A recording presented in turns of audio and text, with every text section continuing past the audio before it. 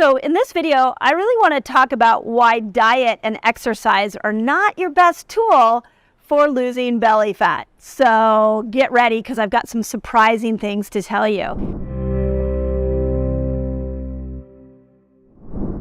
Okay, I'm going 5 things I want you to think about when you're like on the treadmill just trying to sweat your little fanny off to lose weight around the belly. I want to give you a different perspective.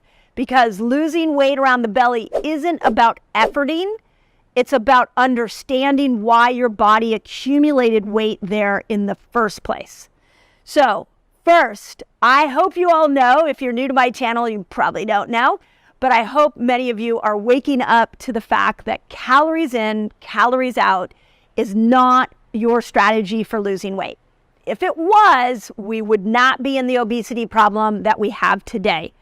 So what happens when we lower our calories down and we increase our exercise and we use that as a weight loss tool is we redo or we reset our set point. Set point is what that moment that your body is either going to gain weight or lose weight. So let me give you an example. If you only eat let's say you eat 2,000 calories and you exercise an output of 500 calories, giving you a net of 1,500 calories, and that's working for you, you're going to always have to stay at that 1,500 calorie mark to stay the same weight. If you want to lose weight, you're going to have to get under that 1,500 calorie mark, go to more like 1,000 calories to be able to drop weight. And then if you do that, you start lowering your set point. Now your set point's 1,000 calories.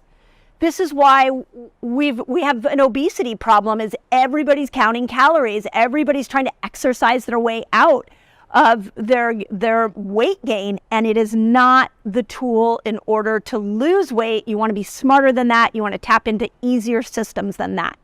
So I'm not saying go eat a ton of calories. I'm not saying sit on your bum and don't exercise. I'm just saying be cautious about the way that your brain might be approaching weight loss from this calorie in, calorie out standpoint, because long term that is not successful.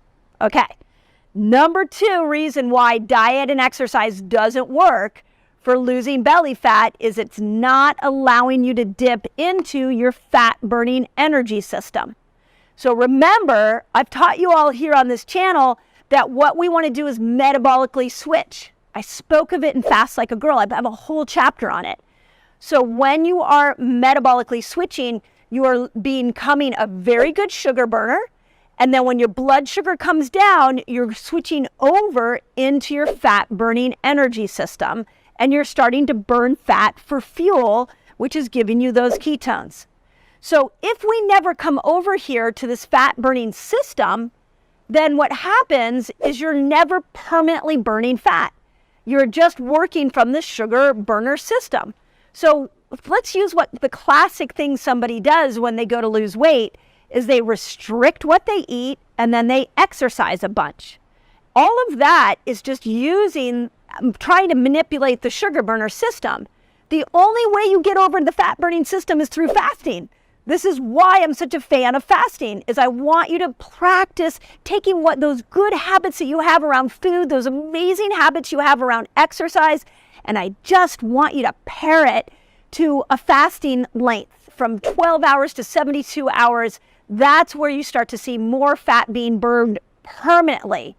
So diet and exercise won't work alone, but if you pair them with a fasting window, they're going to work a lot better because they tap into this fat burning system.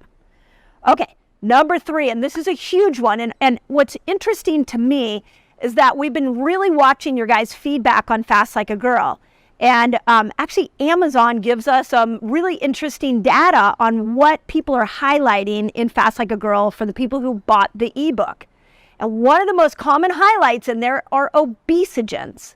So what happens when we diet and exercise to lose belly fat is we get caught in the low carb fake foods. We get caught in the low calorie fake foods. But the Diet Cokes, the gimmicky fake diet foods that are packed with chemicals. And those chemicals will make you gain weight. They are not your door out of weight gain. They're actually your door in to weight gain.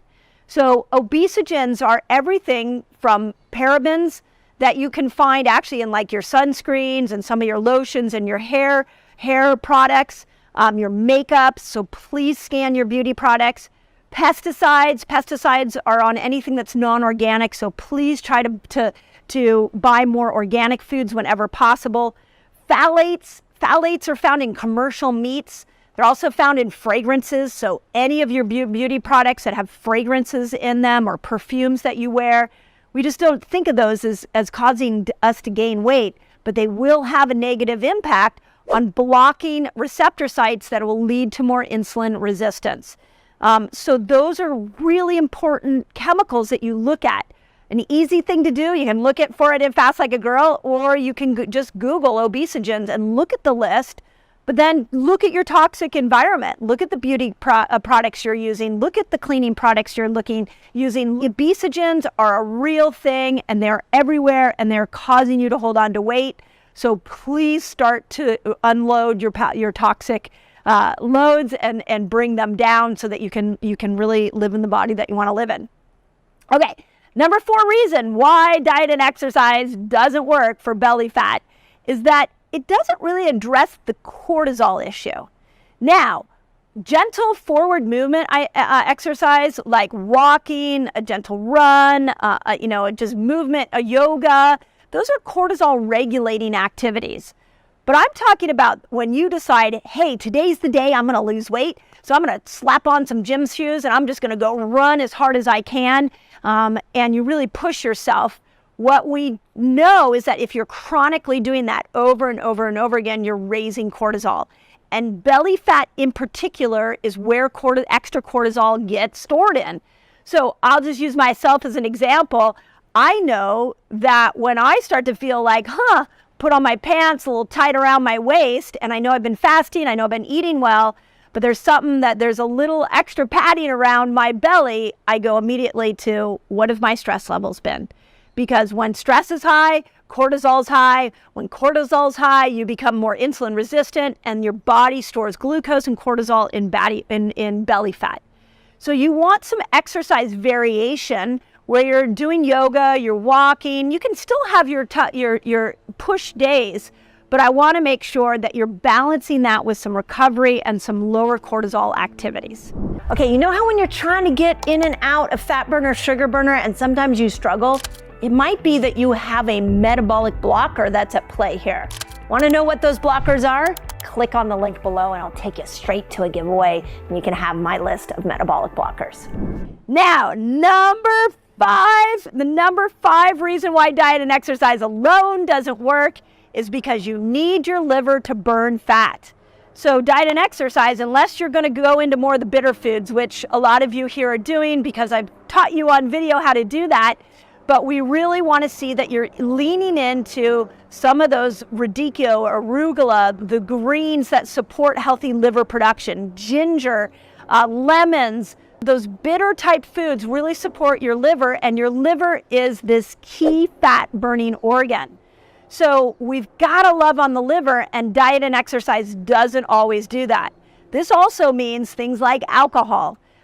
There are a lot of clean alcohols you can do, but if you're really trying to lose weight, get off alcohol of any kind and make sure that you are supporting good liver health because you need your liver to be able to burn fat. So there you go. There are my 5 things. I hope that's incredibly clear. If you've tried any of these 5, please let me know what's worked for you for belly fat. We are a community here. Again, we don't want to change your set point. We want to dip you into the fat burning system. We want to make sure that you're bringing your obesogens down. I want to bring your cortisol down, and I want to love on your liver. If you're doing that and you're diet and exercising, fine. That's great.